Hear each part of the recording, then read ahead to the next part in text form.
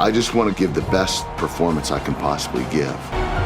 It's all worth it because I'll be able to show these people the kind of passion I have for sports entertainment. Kurt's obviously a tremendous athlete, but what we didn't know was how tremendous of a character he would be. Kurt Angle is the WWE champion! He is the only Olympic gold medalist in WWE history! Never seen anybody get into the business of sports entertainment and learn it as fast as he did. I know how to take you down! The ankle lock! The ankle lock! Can he reach the rope? It's over!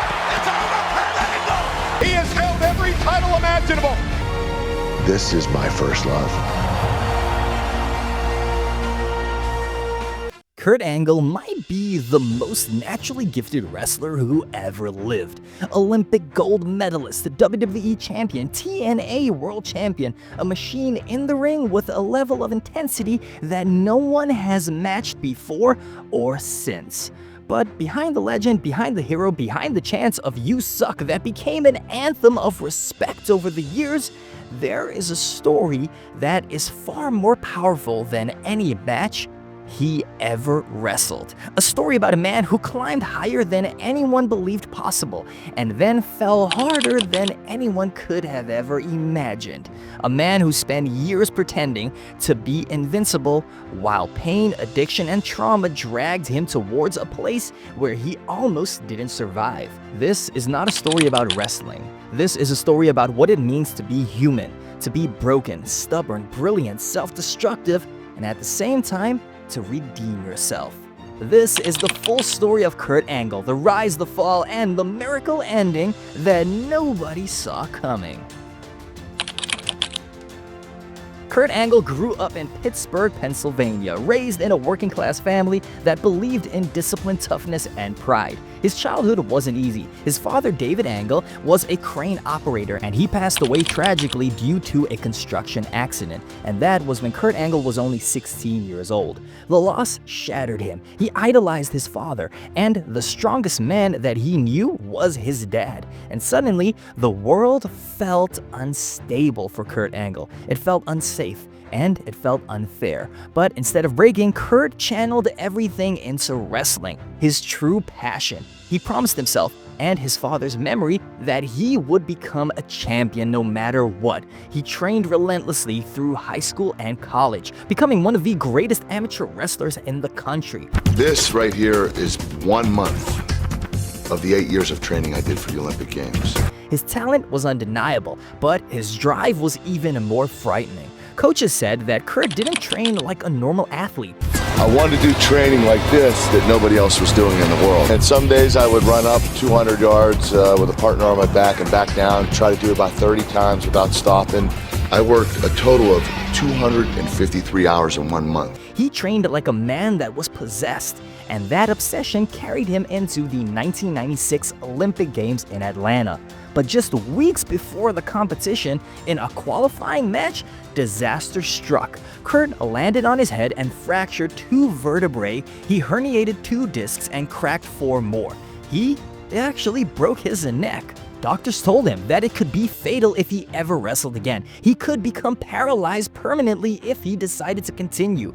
But for Kurt, quitting was worse than death. He took 12 injections of Novocaine directly into his neck, just so that he could walk onto the mat. And then, against every medical prediction, he did the impossible. He won the Olympic gold medal with a broken neck. That victory made Kurt a national hero, but what nobody understood at the time was that pain didn't end with the medal. In reality, the pain was just beginning. After the Olympics, every sport media outlet expected Kurt Angle to fade into the background, retire with dignity, and enjoy a quiet life as an American hero. But Kurt, he had other plans. He wanted to secure himself financially, and he wanted to try out professional wrestling. And in 1996, he sat ringside at an ECW event, and he actually left before the show was even over. Why? Because he was horrified by what he saw. On that night, Raven crucified the Sandman on a wooden cross, and Kurt stormed out, demanding his name not be associated with this company. And he said professional wrestling was not what he imagined. and he wanted nothing to do with it at that point. But luckily, months later, WWE approached him with a contract. Kurt thought that it wouldn't be believable if anyone actually beat him in the wrestling ring, considering that he was an Olympic gold medalist. So Kurt told them that he would only join if he could never lose a match. And that was just a sign that he still didn't understand the business. WWE walked away. But in 1998, something changed. Kurt took a second look at wrestling, and he realized that wrestling wasn't about protecting an Olympic reputation. It was about entertainment, storytelling, and competition without any boundaries. He signed and he began training at the WWE developmental system. It turned out that Kurt Angle was a natural, and he wasn't just good, he was scary good. He picked up wrestling promos, in-ring psychology, comedy, and performance with ease that most wrestlers spend decades learning. By late 1999, Kurt Angle debuted on television as an arrogant, clean-cut American hero preaching intensity, integrity, and intelligence. Intensity, integrity, and intelligence. Fans, they booed him immediately, but instead of fighting the reaction, Kurt, he leaned into it. His comedic timing turned him into one of the most entertaining characters in WWE overnight. Woo!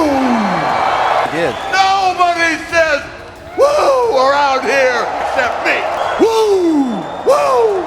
Woo! Woo! Woo! Enough! Look what I found. I found these pictures. Check it out. Hey, that's when I first won the WWF title. Yeah. Oh, this is cool. That's us. You and me together. Oh, this is so cool. Yeah. Then came the moment where everything changed forever. At No Way Out 2000, Kurt Angle won both the Intercontinental and the European Championships, proving that he wasn't just another rookie, he was the fastest rising star in the company. And by the end of 2000, Kurt Angle became the WWE Champion, defeating The Rock only 11 months after debuting. Nobody had ever risen that fast. Nobody had ever combined real-life legitimacy with such absurd comedic range and in-ring psychology. Kurt Angle was now more than an Olympian. He was the future of the WWE. But the future was built on a broken foundation, and the cracks were about to explode open. While the world celebrated him, Kurt Angle's body was falling apart. The Olympic neck injuries, they never healed properly, and WWE's schedule wasn't built for human beings. 280 to 300 travel days a year, live events constantly, matches nearly every night, and every match was brutal. Suplexes, submissions, head-first landings. The pain was unbearable. So what did Kurt do?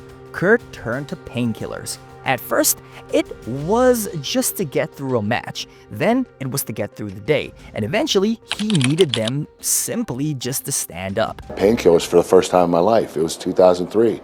And when I took the first one, I loved it. Once I took that one painkiller, your body builds a tolerance. And now it didn't work, so I had to take two. And then two ran into four ran into 8. I was taking 65 extra strength Vicodin a day. His addiction grew silently.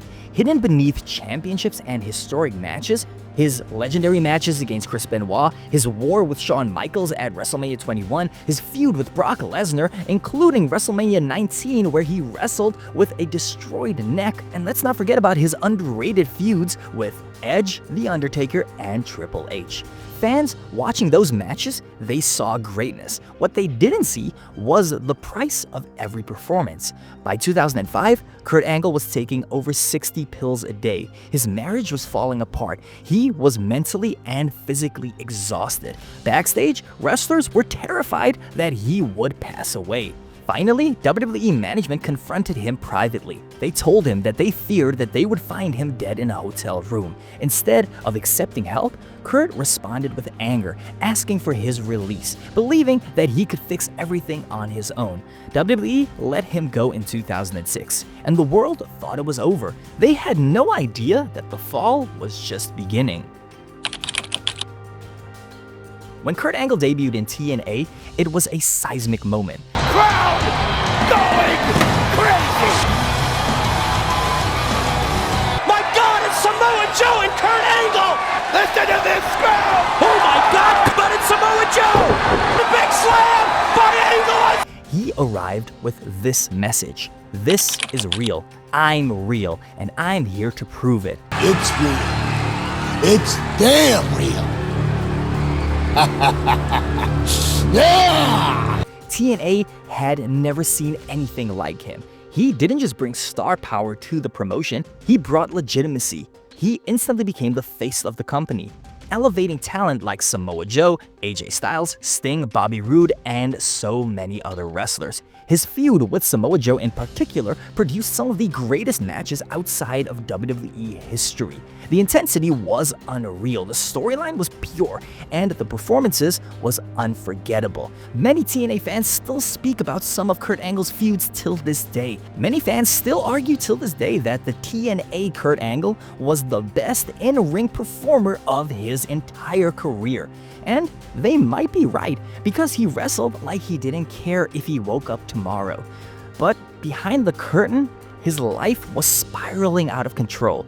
Arrests, public breakdowns, reckless driving charges, his marriage collapsed under the weight of addiction and emotional instability. Low point in my life was when I realized I was going to lose my family, my beautiful wife, Giovanna, my kids. I also felt like my completely ruined my reputation. He was barely sleeping, barely eating. He looked like he was at his worst, and he was constantly training because he believed if he stopped moving, he would completely fall apart. Kurt Angle, he later admitted that he genuinely feared that some nights he wouldn't wake up, either because of pills, because of exhaustion, or because of something worse. Eventually, he reached a breaking point. He checked himself into rehab, finally confronting the demons that he had carried since 1996. He said that the hardest battle of his career wasn't the Olympics, it wasn't WWE, and it wasn't TNA. It was him asking for help. Slowly, he rebuilt himself. Slowly, he learned to live without the painkillers, and slowly, he earned back his health, his dignity, and his family. Finally, the wrestling machine became human. Well, I stayed clean for 14 years. You know, time always helps. You know, when you're not in trouble and you're out of the, the eye of, going against the law. And it's a time where I was in a dark situation in my life. And that is the part I don't want to remember. The divorce I had, and and just a lot of things that were going on in my life that I don't want to remember anymore. In 2017, the unthinkable happened. WWE announced that Kurt Angle would be inducted into the Hall of Fame. Fans, they erupted. The prodigal son was finally coming home. His Hall of Fame speech was emotional, it was raw, and it was honest. He spoke about his addiction, he spoke about shame, about failure, and about resilience. He apologized to the fans, to his family, and to himself. It wasn't a speech about victory, it was a speech about survival. Kurt returned to WWE as a general manager of Monday Night Raw. Ladies and gentlemen, your new general manager of Raw, Kurt Angle!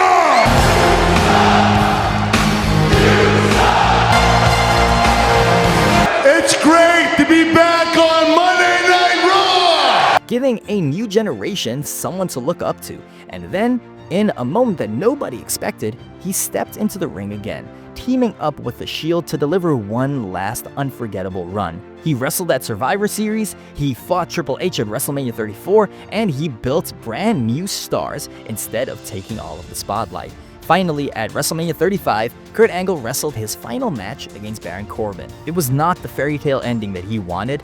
He ended up losing the match just to put over Baron Corbin.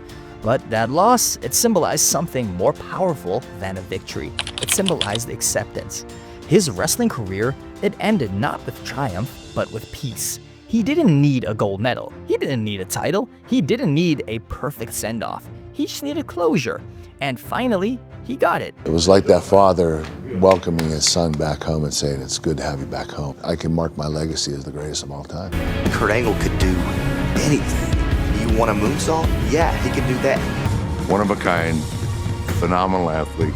Well-rounded's not even the word. He'd excelled at every aspect of the game when it came to this business. Kurt Angle today is sober, he is healthy, he is a husband and a father. And he's also a motivational speaker and a living example that survival is sometimes the greatest victory. Kurt Angle's story is not the story of a perfect hero. It's the story of a man who refused to quit, even when quitting would have been easier. He won an Olympic gold medal with a broken neck. He became one of the greatest wrestlers who ever lived. He fell into darkness, he crawled back into the light, and somehow, after everything, he is still standing. Kurt Angle is proof that greatness is not about falling. It's about getting up when everything inside of you says you should stay down. So now, guys, I want to ask you, where does Kurt Angle rank among the greatest professional wrestlers of all time? Is he the number one? Is he in the top 5 or just the top 10? Or is his legacy more complicated than that? Let me know your thoughts in the comments down below, guys, and don't forget to subscribe for more wrestling content like this. And also, guys, it's been a whole lot of fun. Don't forget to like and to share this out to all of your wrestling friends. And guys, I want to thank you for watching this all the way until the end. And I'm Ty, and I will definitely catch you on the next one.